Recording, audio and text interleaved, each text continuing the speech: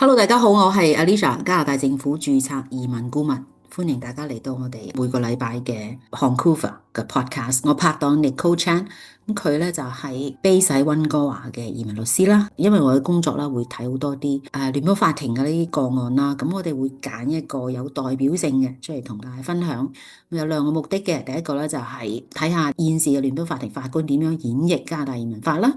咁第二咧就係通常上得去聯邦法庭嗰啲咧都係有啲麻煩嘅，咁我哋咧就係從中就想學到嘢，咁啊目的就係為咗提高我哋客人嗰個 application 嘅嗰個成功率嘅咁樣。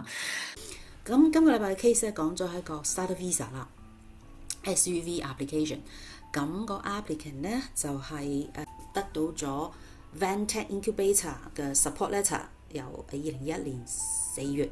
咁佢10月咧就申請遞交 PR 啦，佢冇申請工作簽證嘅咁樣。咁 IRCC 咧就係reject 咗佢嗰個 application，PR application 嚇。咁就佢就申請司法覆核啦，連司法覆核都輸埋嘅喎。你高請問你佢點解咧？其實咧呢個 case 咧個 officer 其實已經 send 咗信俾個申請人㗎啦，即係佢 send 咗幾封呢啲叫做 procedural fairness letter 俾個申請人，就話我有呢一啲 concern，你可唔可以俾呢一啲文件我咁樣？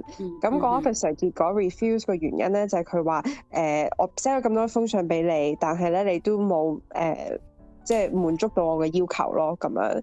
咁其實佢 refuse 有某啲原因，就係因為佢覺得呢一個申請人咧，佢申請個原因唔係真係為咗開間公司，而係就為咗移民一個途徑咁樣。咁佢就話間公司咧就唔覺得即係呢個人係喺呢一個公司入邊度係有 involvement，即係 active 嘅。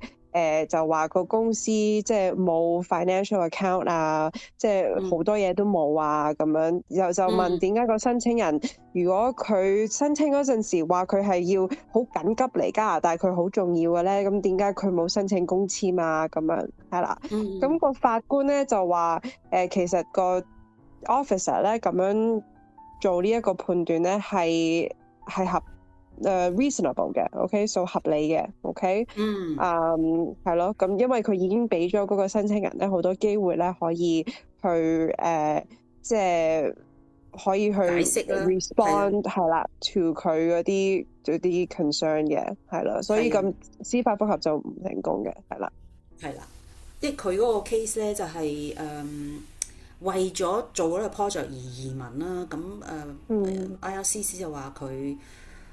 嗰個已經好 competitive 嘅 market， 仲有咧佢最假嘅做得就係開咗公司冇開銀行戶口，話俾 IRCC 聽就係佢 non-residence 開唔到戶口 ，which is not true 咁樣咯，即係 IRCC 即係佢 IRCC 係睇好多 cases 噶嘛，咁變咗其他人 non-resident 都開到，點解你開唔到咧？咁最主要係呢個原因，仲話係無啦啦走去嗰個 job market post 一個 assistant 去請人，咁都冇需要請人，佢乜 product 都冇咁樣咯，咁啊係真係假的真不了，真的假不了，唔好做假。你做咁多，所以你應該睇得多呢啲咁嘅 case。係啊，要咁，所以法庭都覺得 IRCC 嘅決定係合情合法合。多謝 Nicole 同我哋分享嗱，呢個唔係呢個 advice。如果你自己嘅 case 咧，就需要 Nicole 俾 advice 你嘅，請你 PM 我哋啦，我哋好樂意同你安排嘅。咁如果你親戚朋友都想聽嘅，歡迎你同佢哋 share 啦，咁樣。咁如果你其他 topic 需要我哋去做 research 嘅，請你喺 comments 嘅留言。下次再見，拜拜。拜拜。